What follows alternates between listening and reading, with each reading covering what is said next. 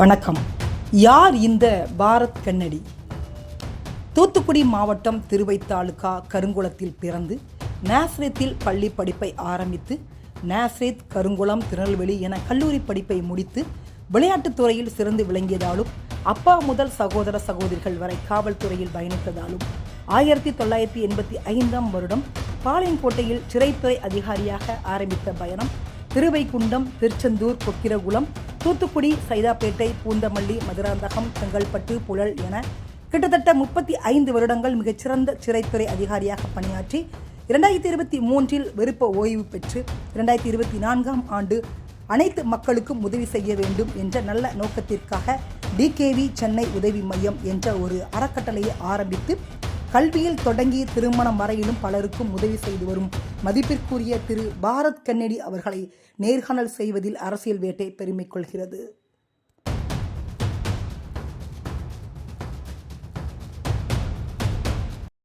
Sir வணக்கம். வணக்கம் sir, உங்களை சந்திச்சதா ரொம்ப மகிழ்ச்சி. நீங்க நேரம் கொடுத்ததுக்கு ரொம்ப நன்றி சார். மிகச்சிறப்பு.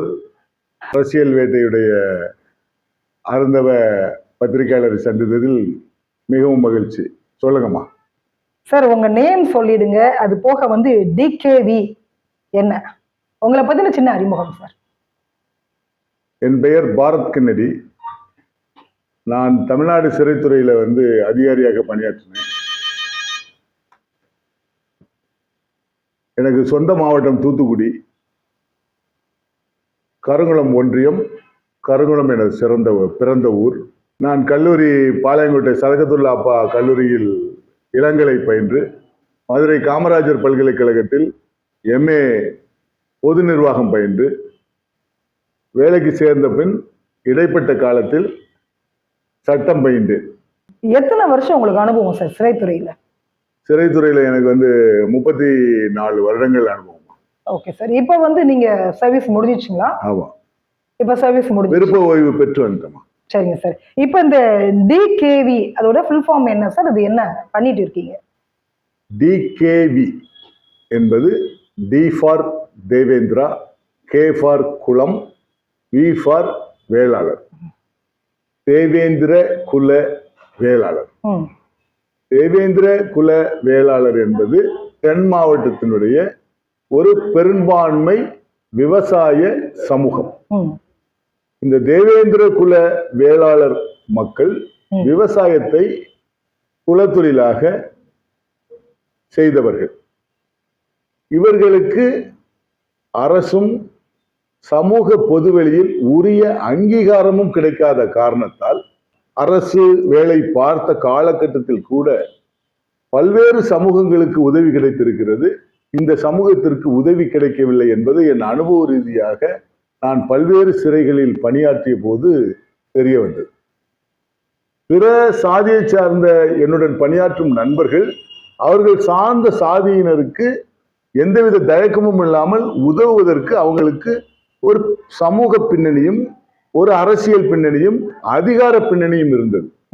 ஆனால் டிகேவி என்று சொல்லக்கூடிய தேவேந்திர குல வேளாளர்களுக்கு அரசியல் பின்னணியோ சமூக பின்னணியோ அதிகார பின்னணியோ இருந்தும் செயல்படுத்த முடியாத ஒரு சூழலை நாம் உடைக்க வேண்டும் என்பதற்காக இந்த தேவேந்திர குல வேளாளரை நாம் அடையாளப்படுத்துவதற்காக தலைநகர் சென்னையில் ஒரு அறக்கட்டளையை நாங்கள் துவக்கினோம். அறக்கட்டளை ஆரம்பித்து எத்தனை வருடங்கள் ஆகிறது? இந்த அறக்கட்டளை 10 ஆண்டுகளாக வாட்ஸ்அப் குழுவாக செயல்பட்டு வருகிறது. 2024இல் பதிவு பெற்ற அறக்கட்டளையாக செயல்பட்டு வருகிறது. 2025 ஜனவரி 26 முதல் சென்னையில் மாநகரத்தின் ஒரு மத்திய பகுதியில் அரும்பாக்கத்தில் ஒரு 700 சதுர அடியில் ஒரு அறக்கட்டளை அலுவலகம் மிகவும் சிறப்பாக செயல்பட்டு வருகிறது. அனைத்து சாதிகளுக்குமாக நாங்கள் இந்த அறக்கட்டளை மூலம் கல்வி, மருத்துவம், பிற உதவிகள் அனைத்தும் செய்து வருகிறோம். இதுவரைக்கும் என்னென்ன பண்ணிருக்கீங்க சார்? இந்த கடந்த ஒரு வருடத்தில் மட்டும் நான் முதலில் சொல்லுகிறேன். அறக்கட்டளை துவக்கி இந்த ஓராண்டு என்று முடிவடைய போகிறது. அனைவருக்கும் இனிய புத்தாண்டு வாழ்த்துக்கள். இந்த ஓராண்டுகளுக்குள் இந்த அறக்கட்டளையில் கிட்டத்தட்ட 9,000க்கும் மேற்பட்ட உதவிகள் செய்திருக்கிறோம். தினசரி இந்த அறக்கட்டளைக்கு 20க்கும் மேற்பட்ட உறவுகள் வந்து நேரடியாக எங்களிடம் உதவிகள் பெற்று செல்கிறார்கள். தொலைபேசி மூலமாக தினசரி 20க்கும் மேற்பட்டவர்கள் செய்கின்றார்கள். இந்த அறக்கட்டளையில் நாங்கள் 6 பேர் பணியாற்றுகின்றோம். நான் அறக்கட்டளையுடைய ஃபவுண்டர் சேர்மன். அதற்கு அடுத்தாற்போல் துணை சேர்மனாக கல்லூரி பேராசிரியர் சிங்கராஜா என்பவர் உள்ளார். செயலாளராக மாரியம்மாள் பொறியாளர் உள்ளார். துணை செயலாளராக திலகா தமிழ் தலைமை ஆசிரியர்கள் உள்ளார்கள், தமிழ் ஆசிரியை அவங்க. பொருளாளராக வாசமிகு தங்கை ஷர்மிளா உள்ளார். துணை பொருளாளராக டாக்டர் ஜெயந்தி உள்ளார். பெண்களை முன்னிலைப்படுத்தினால் மட்டுமே தான் ஒரு சமூகம் உயர்நிலைக்கு செல்ல முடியும் என்பது நான் பயின்று வந்த பாடம். ஒரு குடும்பத்திற்கும் ஒரு பெண்ணுக்கு முன்னுரிமை கொடுத்தால்தான் அந்த குடும்பம் செழிப்படையும், அந்த குடும்பம் ஒற்றுமை அடையும். பெண்களை புறக்கணிக்கக்கூடிய எந்த வீடும் நாடும் சீரழிந்து போகும் என்பதை நான் என் வாழ்நாள் பணியில் பார்த்ததை வைத்து நான் இந்த அறக்கட்டளையில் 4 பெண்களுக்கு முன்னுரிமை கொடுத்து 2 ஆண்கள் மட்டும் நாங்கள் அறக்கட்டளை நிர்வாகிகளாக செயல்பட்டு வருகிறோம். சிறைத்துறையில 35 வருடங்களாக நீங்க ஒர்க் பண்ணிருக்கீங்க. இந்த ட்ரஸ்ட் ஆரம்பிக்கணும் நம்ம சமூகத்துக்கும் மட்டும் இல்ல, எல்லா சமூகத்துக்காகவும் நம்ம ஆரம்பிக்கணும்ன்ற என்ன ஏன் வந்தது சார்? சிறைத்துறையில நாங்க பணியாற்றும் போது பல்வேறு சாதிகளை சார்ந்தவர்கள் என்னிடம் உதவி பெற்ற வந்திருக்கிறார்கள். உதவி செய்திருக்கிறேன். நள்ளிரவில் கூட உதவி செய்திருக்கிறோம். சில காலகட்டங்களில் ஒருவருக்கு அதிகாலையில் திருமணம் 7 மணிக்கு, நாங்கள் 6 மணிக்கு சிறையை திறக்க வேண்டும். 6 மணிக்கு திறந்து நான் ஒரு கிளைச்சறையில் அவருக்கு பிணை விடுதலை செய்து 7 மணிக்கு தாலி கட்ட வைத்திருக்கின்றோம். சுயசாதி பற்றும் பிரசாதி நட்புமாக என் வாழ்நாளில் நான் வந்து பணியாற்றிருக்கின்றேன். எனக்கு அனைத்து சமுதாய நண்பர்களும் உறவுகளாக உள்ளனர். இந்த காலகட்டத்தில் இந்த தேவேந்திர குல வேளாளர் சமூகத்திற்கு தென் மாவட்டங்களில் நிறைய இழப்பீடுகளை சந்தித்தார்கள். ஒரு பக்கம் பார்த்தால் தேவேந்திர குல வேளாளர் சமூகமும், இன்னொரு பக்கம் அனைத்து சமுதாயமும் இந்த சமுதாயத்தின் மீது மோதலும் சிரமமும் இருக்கக்கூடிய நிலையை மாற்றுவதற்காகவும், அரசுகளில் எங்களுடைய சிறைத்துறையில் பிற சாதி நண்பர்கள் அனைவரும் தங்கள் உள்ளே இருக்கக்கூடிய சிறைவாசிகளுக்கோ அல்லது வெளியே இருக்கக்கூடிய உறவுகளுக்கோ உதவி செய்யக்கூடிய நிலை இருந்தது. ஆனால் இந்த மக்களுக்கு அந்த நிலை இல்லாததை ஒரு கருத்தில் கொண்டு நாம் அதை உடைத்து நாம் அனைவருக்கும் ஒரு மிகப்பெரிய உதவி செய்ய வேண்டும். பொதுமக்களுக்கும் செய்ய வேண்டும், பிரசாதிக்கும் செய்ய வேண்டும், நம் மக்களுக்கும் செய்ய வேண்டும் என்ற உயர்ந்த நோக்கத்தில் இந்த அறக்கட்டளை துவக்கிறோம். இந்த அறக்கட்டளை மூலமாக என்னென்ன உதவிகள் இதுவரைக்கும் செய்திருக்கீங்க? என்ன உதவிகள் அதிகமாக கேட்கிறாங்க? மருத்துவ உதவிகள் அதிகமாக செய்திருக்கின்றோம். இந்த ஒரு வருடத்தில் மட்டும் 5 கோடி ரூபாய்க்கு மேல் பெருமான மருத்துவ உதவிகள் செய்திருக்கின்றோம். கல்வி உதவிகள் 100க்கும் மேற்பட்ட மாணவர்களுக்கு இலவசமாக தலை சிறந்த கல்லூரிகளில் அட்மிஷன் வாங்கி கொடுத்திருக்கின்றோம்.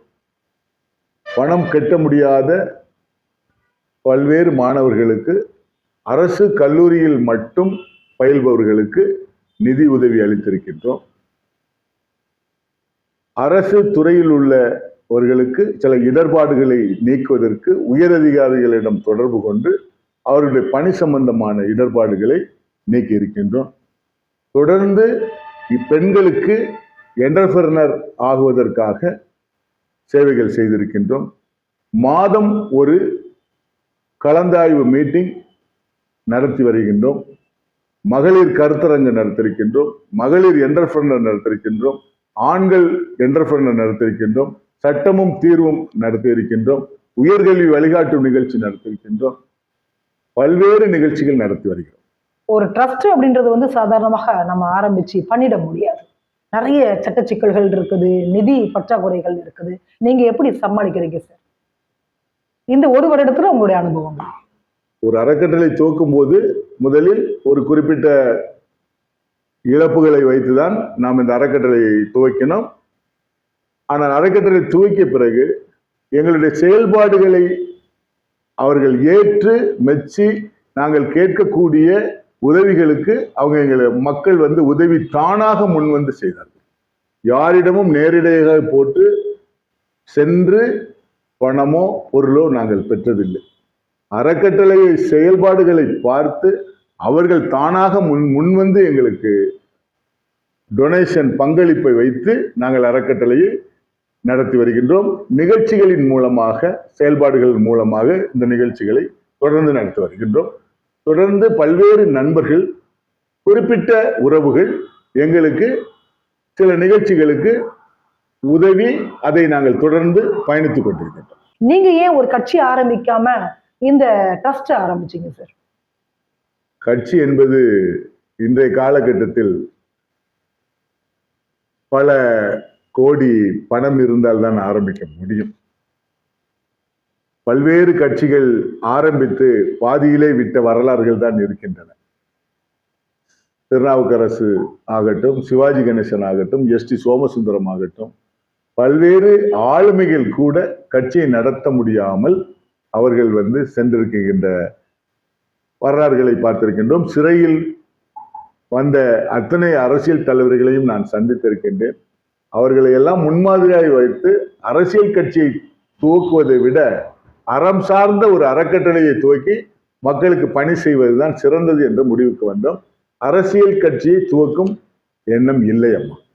உயர் பதவிகளை நம்ம சமூகம் சார்ந்த மக்கள் குறைவாக தான் இருக்காங்க. அந்த அங்கீகாரம் நம்மளால வாங்க முடியல. அந்த எண்ணம் உங்களுக்கு இருக்குதானே? கட்டாயமா. அப்ப அதற்கான ஒரு வழிமுறையாக ட்ரஸ்ட் அப்படின்றத தாண்டி இந்த அரசியல் அந்த அந்த அதிகாரம் அதுல இருந்தா தானே நாம நினைச்சதை பண்ண முடியும். நிச்சயமா. அதாவது தேவேந்திர குல வேளாளர் சமூகம் 7.5% இருப்பதாக சாதிவாரி கணக்கெடுப்பு 2011 தெரிய வருகிறது. கிட்டத்தட்ட 90 தொகுதிகளை நிர்ணயிக்கக்கூடிய வாக்கு வங்கிகளாக தேவேந்திர குல வேளாளர்கள் இருக்கின்றார்கள். ஆனா அந்த வாக்கு வங்கிகளாக இருக்கக்கூடிய இவர்களை அனைத்து அரசியல் கட்சிகளும் ஏறெடுத்து கூட பார்ப்பதில்லை. காரணம், இவர்கள் போர்க்குடிகளாக தங்களுடைய வாழ்வியலை தொடங்கி இருக்கின்றார்கள். இரண்டாவதாக, இவர்கள் விவசாய பெரும் நிலக்கிழார்களாக ஒரு காலகட்டத்தில் வாழ்ந்திருக்கின்றார்கள். இவர்கள் அரசியலுக்குள் நுழைந்தால் நிச்சயமாக 4 மந்திரிகள் தேவேந்திர குல வேளாளர்களுக்கு எந்த அரசானாலும் தர வேண்டிய சூழல் ஏற்படும். 10 மாவட்ட செயலாளர்கள் தென் மாவட்டங்களில் தந்தை தீர வேண்டும். எல்லா உயர்மட்ட குழுவிலும் தேவேந்திர குல வேளாளர்கள் அனைத்து கட்சிகளும் வரக்கூடிய ஒரு நிலை வந்தால் சில குறிப்பிட்ட சாதிகள் அதில் வீழ்ச்சி அடையும். ஆகவே அவர்கள் எங்களை வரவிடாமல் தடுக்கிறார்கள். இது அனைவருக்கும் தெரிந்தது. ஆனால் யாரும் வெளியில் சொல்லுவதில்லை. அனைத்து காங்கிரஸ் முதல் திராவிட கட்சிகள் வரை எங்களை புறக்கணித்து வந்ததே உண்மை. பட் இந்த ட்ரஸ்டோடைய நோக்கம் என்னன்றது நீங்க ஸ்டார்டிங்ல சொன்னீங்க. ஆமா, வரக்கூடிய நிதி நெருக்கடிகள் நிறைய இருக்கு. அது எப்படி நீங்க எடுத்துட்டு போலான்ற பிளான் உங்களுக்கு இருக்கு? எங்களுக்கு எங்களுடைய நலம் விரும்பிகள் இருக்காங்க.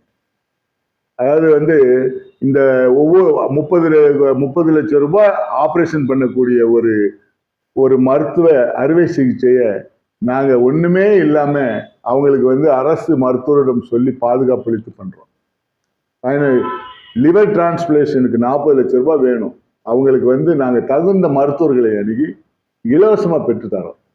அவங்கெல்லாம் நாங்கள் ஒரு நிகழ்ச்சியை நடத்தும் போது நிச்சயமாக இவங்களுக்கு உதவணும்னு ஒரு சிறு உதவிகள் எங்களுக்கு செய்ய தயாரா இருக்கிறதுனால தயக்கம் இல்லாமல் எங்களுடைய அறக்கட்டளை தொடர்ந்து நடத்தி வருகிறோம். மாத சந்தா செலுத்தக்கூடிய எங்களுடைய உறுப்பினர்கள் 20 பேருக்கு மேல் இருக்கின்றார்கள். ஆகவே நாங்கள் தொடர்ந்து சிரமப்பட்டு தான் இந்த அறக்கட்டளை நடத்தி வந்தாலும் கூட சகோதரிகளும் சகோதரனாகிய நாங்களும் தொடர்ந்து இந்த மக்களுக்கு சேவை செய்வதற்கு எக்காரணத்தை கொண்டும் இந்த அறக்கட்டளை தொடர்ந்து நடத்திட வேண்டும் என்ற எண்ணத்தில் இருப்பதால் உள்ளுவதெல்லாம் உயர் உள்ளல்னு சொல்றாங்க. ஒளி விழுகிறதே என்று அழுகின்ற கருத்தில் சிற்பமாகாது என்று சொல்கிறார். எண்ணம் நல்லதாக இருந்தால் செயல்கள் நல்லதாக இருக்கும். அதன் அடிப்படையில் நாங்கள் நல்ல உள்ளத்தோடு செயல்படுகின்றோம். தடையில்லாமல் வெற்றி பெற்று வருகிறோம். இல்ல, இப்ப நீங்க சொன்னீங்கல்ல மருத்துவம் 40 லட்சம் ரூபாய் பண்ண முடியாது. பட் அதெல்லாம் நீங்க இலவசமாக நீங்க பண்றீங்க அப்படின்றப்ப அந்த நட்பு வட்டாரங்கள் உங்களுக்கு எப்படி கிடைச்சது? நான் இல்ல, அது துறை வாரியாகவும் கிடைத்தது, சமூக வாரியாகவும் கிடைத்தது. நாம் துறை வாரியாக கிடைக்கும் போது எங்களது உறவினர்களே எங்கள் குடும்பத்தில் 10 மருத்துவர்கள் உள்ளார்கள், 2 டீன் உள்ளார்கள், வைஸ் சான்சலர்ஸ் 2 பேர் இருக்காங்க. அதனால வந்து அந்த கல்வியும் அதுவும் வந்து பிரின்சிபல்ஸ் 4 பேர் இருக்காங்க. ப்ரொஃபசர்ஸ் 500 பேருக்கு மேல இருக்காங்க. தேவேந்திரகுல வேளாளர் பேராசிரியர்கள் மட்டும் 1100 பேருக்கு மேல இருக்காங்க. குறைந்தபட்சம் 1100. மருத்துவர்கள் தமிழ்நாட்டில் 800 பேருக்கு மேல இருக்காங்க. இவர்கள் எல்லாம் நாங்க அறக்கட்டளை மூலமாக செய்யக்கூடிய செயல்களை பார்த்து தானாக முன்வந்து எங்களுக்கு உதவுகிறார். மருத்துவம் என்பது அறம் சார்ந்த செயல். அங்க சாதி கிடையாது. ஒருத்த பிளட் கொடுக்கான்னா அது என்ன சாதியும் கிடையாது. ஆபரேஷன் பண்ற டாக்டர் எந்த டாக்டர் எந்த சாதியும் கிடையாது. அவனுக்கு எல்லா உயிரும் ஒண்ணுதான். ஆனா அந்த மருத்துவத்தை நம்ம அணுகும்போது அந்த குழுவே வந்து ஒரு மருத்துவர் முன்னிலைப்படுத்துகிறார், மற்ற மருத்துவர்கள் உதவுகிறார். அதனால வந்து அனைவருமே வந்து எங்களுடைய உதவுகின்ற செயலை வைத்துதான் எங்களுக்கு இந்த வெற்றி கிடைத்தது. உட்புரிவை ஒன்றாக இணைக்கக்கூடிய ஒரு வார்த்தையாக இன்னைக்கு தேவேந்திர குல வேளாளர்ன்றதை நம்ம போராடி வாங்கிருக்கோம். ஆமா. இப்ப நீங்க பண்ணக்கூடிய இந்த உதவிகள் அப்படின்றது நம்ம சமூக மக்களுக்கு ரீச் ஆயிருக்கா சார்? தமிழகம் முழுக்க எங்களுடைய செயல்பாடுகள் ரீச் ஆயிருக்கு. நிறைய அனைத்து மாவட்டங்களிலும் எங்களுக்கு உதவிகள் பெற்றிருக்காங்க. வரவேற்பு இருக்கா சார்? மிகப்பெரிய வரவேற்பு எங்களுக்கு இருக்கு. கடந்த வாரம் நாங்க வந்து டிசம்பர் 28 சென்னையிலே வந்து தேவேந்திரகுல வேளாளர் திருமண மாலை என்று ஒரு நிகழ்ச்சி வைத்தோம். அனைத்து மாவட்டங்களிலிருந்தும் பெரும்பான்மையாக வருகை தந்து ஆதரவு தந்தது எங்களுக்கு மிகப்பெரிய சிறப்பு. நாங்கள் எதிர்பாராத வண்ணம் எந்த விளம்பரமும் இன்றி எங்களுக்கு அனைவரும் கலந்து கொண்டார்கள். அவர்களுக்கு அனைத்து ஆக்கப்பூர்வமான செயல்களும் திருமண மாலை மோகன் நடத்துகின்ற மாதிரி அந்த நிகழ்ச்சியில் நாங்கள் நடத்தி வெற்றி கண்டிருக்கின்றோம். ஒரு மாதம் நீங்க என்னென்ன பண்ணணும்ன்றது முன்னாடியே தீர்மானிப்பீங்களா? எங்களுடைய ஷெட்யூல் என்பது ஒரு மாதம் குறைந்தபட்சம் எங்கள்ட்ட 1000 பேராவது உதவி கேட்பார்கள். நீங்க பண்ணணும். ஆமா. உதவி என்பது நாங்கள் ஓடி சென்று பண்ணுவதாக அல்ல.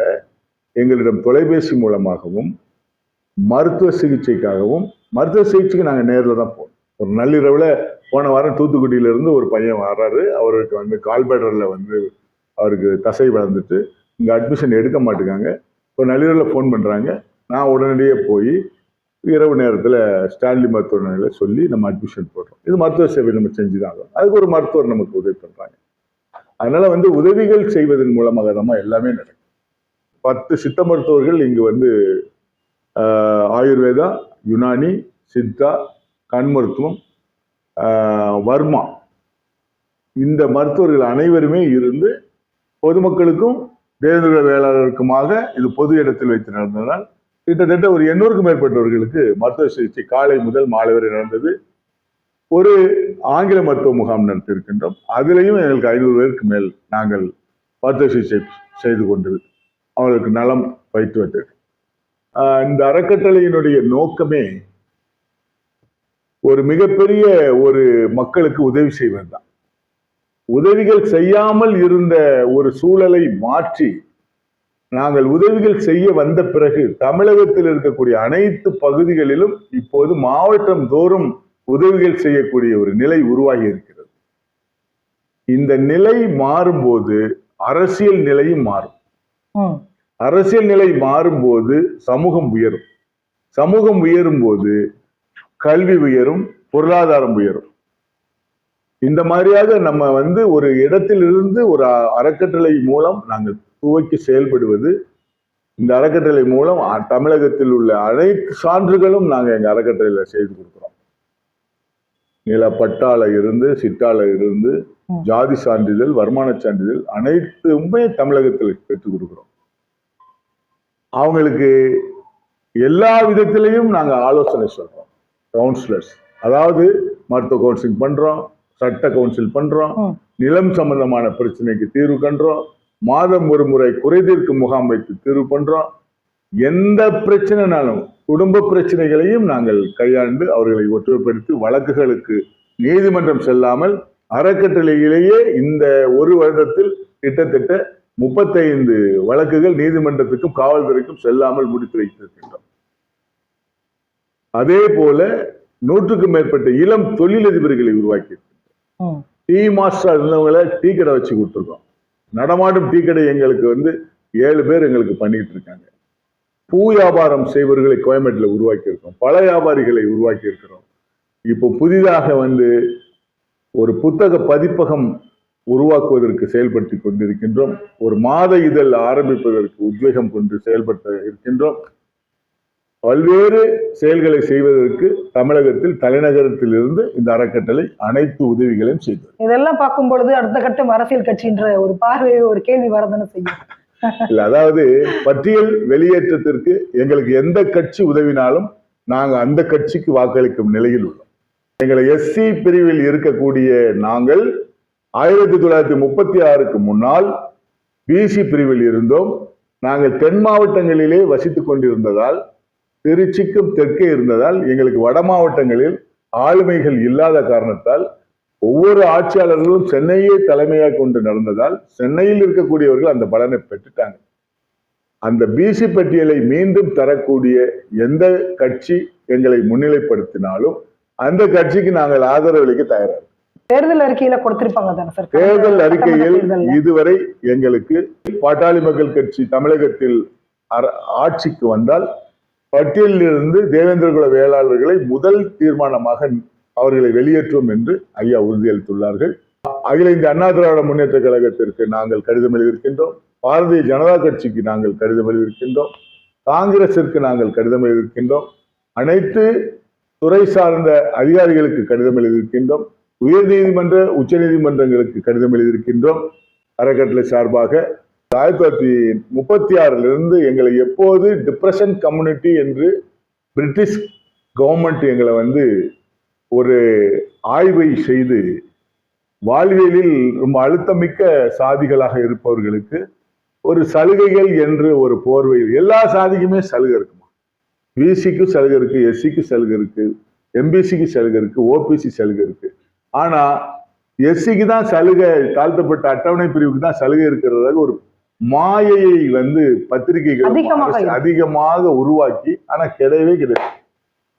பிரிட்டிஷ் டிப்ரெஷன் கம்யூனிட்டியை அவங்களுக்கு ஒரு அதிகபட்சமாக கொடுக்கணும் அப்படின்னு சொல்லி அவன் அந்த பட்டியலில் சேர்த்ததை பொது வெளியில் நாங்க ஒரு வியாபாரம் செய்வதோ அல்லது வேற பிசினஸ் பண்றதோ வேற அரசியல் பண்ணுவதற்கோ இந்த எஸ்சி என்கின்ற ஒரு உளவியல் எங்களை தடுக்கிறது.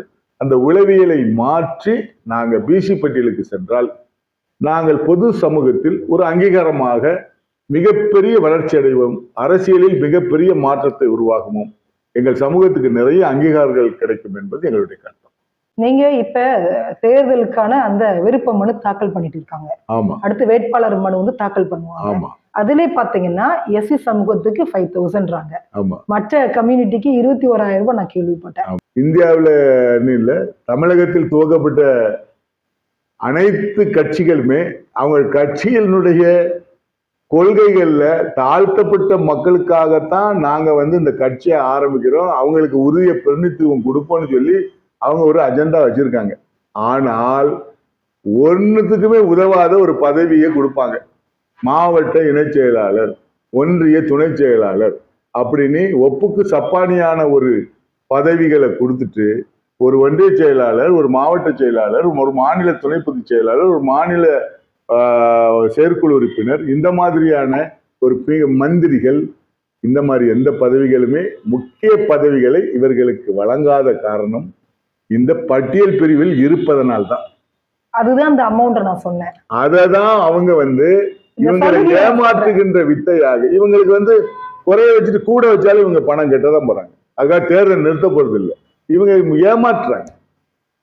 அதான் உண்மை. குறைய பணம் கொடுத்து அதே அரசியல் கட்சி இவர்களுக்கு அதிக பணம் ரிசர்வேஷன் தொகுதியில பணம் செலவழிக்காமலா அங்க தேர்தல் நடக்கு. எல்லா தொகுதியிலையுமே பணம் செலவழித்தான் நடக்கு. அங்க அத்தனை கோடி செலவழிக்கிற ஒருவரால் இந்த வேட்புமனு தாக்கலுக்கு பொது சமூகத்துக்கு கொடுத்த மாதிரி இவர் கொடுக்க சொன்னாலும் இவர் கொடுக்கத்தான் போறாரு. இது ஒரு ஏமாற்று வித்தை. இது எல்லாத்துக்கும் ஈக்குவலா இடஒதுக்கீடு பண்ணிடலாம். அதாவது விபி சிங்கனுடைய ஆட்சியில அவர் ஒரு அதிகார மையத்தை கொண்டு வந்தார். இந்தியாவில சாதிவாரி கணக்கெடுத்து எந்த சாதிகளுக்கு எத்தனை சதவிகிதம் இருக்கோ அத்தனை சதவிகிதம் தனியாரிலும் அரசிலும் பகிர்ந்தளிக்க வேண்டும். நாங்க அதான உண்மையானது. ஒரு ஊர் இருக்குன்னா அந்த ஊர்ல எத்தனை பேர் இருக்காங்களோ அத்தனை பேருக்கு உணவு பங்கீடு மாதிரி இடஒதுக்கீடு பங்கீடு பண்ணணும்ல. அப்படி பண்ணினா மட்டும்தானே அது ஒரு சமூக நீதி. அது இல்லைன்னா எப்படி கூடி சமூக நீதி ஆகும்? அரசியல் கட்சியுமே தேவேந்திர குல வேளாளர்களை ஒரு காட்சி பொருளாக தான் வைத்திருக்கிறது ஒழிய மாவட்ட செயலாளர் மாநில அந்தஸ்துள்ள எந்த பதவிகளும் வழங்கவே இல்லை. அது வழங்குவதற்கான முன்னெடுப்பாகத்தான் நம்ம செயல்பட்டு வரோம். ஒரு சிறைத்துறை அதிகாரியை நான் உங்களை பார்த்துட்டு இருக்கேன். திடீர்னு ஒரு ட்ரஸ்ட் வந்து நீங்க வச்சு நம்ம மக்கள் எல்லா மக்களுக்கும் நீங்க சேவை பண்றீங்க அப்படின்றது ஒரு பெரிய விஷயமா எனக்கு தெரியுது சார். பாராட்டுகள் சார். கண்டிப்பாக இந்த ட்ரஸ்ட் உலகம் போற்றக்கூடிய ஒரு மிகப்பெரிய ஒரு ட்ரஸ்டாக மாறணும். எல்லா மக்களும் இந்த ட்ரஸ்ட் மூலமாக டிகேவி மூலமாக பயனடையணும் சார். வேற ஏதாவது சொல்ல விரும்புறீங்களா சார்? இந்த ட்ரஸ்ட் பெண்களை முன்னிலைப்படுத்தி மையப்படுத்தி தான் நாங்கள் இந்த ட்ரஸ்ட்டை நடத்துகிறோம். 6 பேர் ட்ரஸ்ட்ல இருந்தால் 4 பேர் பெண்கள் தான் இருக்காங்க. 2 பெண்கள் தினசரி காலை 10 முதல் மாலை 5 வரைக்கும் இருந்து வேலை செஞ்சு சமூக சேவை பண்ணுறாங்க. நாங்கள் ஆண்கள் சமூக சேவை பண்ணுறோம். இந்த ட்ரஸ்ட் அனைத்து சமூகத்திற்கும் உதவி செஞ்சிட்ருக்கோம். எங்கள் அலுவலகத்துக்கு பிற சாதிகள் வராங்க, அவங்களுக்கு உதவி செஞ்சிட்ருக்கோம். அதிபெரும்பான்மையாக தேவேந்திர குல வேளாளர் மக்களினுடைய சூழ்நிலை கருதி அவர்களுக்கு நாங்கள் இந்த ட்ரஸ்ட் மூலமாக நாங்கள் உதவி செய்கிறோம். எங்களுடைய நோக்கம் இந்த மக்களுக்கு சரியான அரசியல் அங்கீகாரம் கிடைக்க வேண்டும். பட்டியல் பிசி பட்டியலுக்கு நிச்சயமாக செல்ல வேண்டும். இவர்களுக்கு அரசியல் அங்கீகாரத்தை அனைத்து கட்சியிலும் உரிமை வழங்க வேண்டும். பொது சமூகத்தில் இவங்களுக்கு மரியாதை வேண்டும். அறக்கட்டளை நோக்கம் செயல்பாடு எல்லாமே அனைவருக்கும் பொதுவாக தான் செயல்பட்டு வரோம். விரைவில் இந்த அறக்கட்டளை மூலம் சென்னையில் உள்ள அனைத்து சங்கங்களிடம் பேசி வருகின்றோம். அவ்வளவு பேரும் ஒத்துழைக்கும் பட்சத்தில் அனைத்து அரசியல் கட்சி தலைவர்களிடமும் வேண்டுகோள் விடுத்து சென்னையில் ஒரு மிகப்பெரிய ஒரு நாள் பட்டியல் வெளியேற்ற உண்ணாவிரதத்தை நடத்தி காட்ட தீர்மானித்துள்ளோம். தமிழகத்தில் உள்ள அனைத்து சங்கங்கள், அனைத்து அரசியல் பிரிவினர், அனைத்து ஊடகத்தில் இருப்பவர்கள் அனைவருக்கும் நாங்கள் தகவல் சொல்லி சென்னையில் அரசு அனுமதிக்கக்கூடிய ஒரு இடத்தில் ஒரு பட்டினி ஒரு நாள் அடையாள போராட்டம் நடத்துவதற்கு நாங்கள் தீர்மானித்துள்ளோம். அதற்குண்டான காலகட்டத்தை நாங்கள் எதிர்நோக்கி காத்திருக்கிறோம். விரைவில் அது நடைபெறும் என்று நம்புகிறோம். தேர்தல் அறிக்கையில வருதான்னு பார்ப்போம். அனைத்து பத்திரிகைகளுக்கும் தேர்தல் அறிக்கையில் சேர்க்க சொல்லி நாங்கள் கடிதம் அனுப்பியுள்ளோம். இதுவரை பதில் இல்லை. சேர்ப்பார்களா என்று சேர்வை எதிர்பார்த்து காத்து கொண்டிருக்கின்றோம். இனிய வேளையிலே இந்த அரசியல் வேட்டை என்ற யூடியூப்பினுடைய நிர்வாகி அன்பு சகோதரி ஈஸ்வரி அவர்களுக்கும் இனிய புத்தாண்டு நல்வாழ்த்துக்களை அனைவருக்கும் தெரிவித்து வரவிருக்கின்ற 2026 புத்தாண்டு ஒரு நல்ல விடிவு காலமாக அனைவருக்கும் வர வேண்டும் என்பதை வேண்டிக் கொண்டு 26 பட்டியல் வெளியேற்றத்தினுடைய தேவேந்திர குல வேளாளர்களின் சிறப்பான ஆங்கில புத்தாண்டாக அமையும் என்று நினைக்கிறோம். அனைவருக்கும் இனிய புத்தாண்டு நல்வாழ்த்துக்களம்மா. நன்றி. நன்றி நன்றி ஐயா. நன்றிம்மா.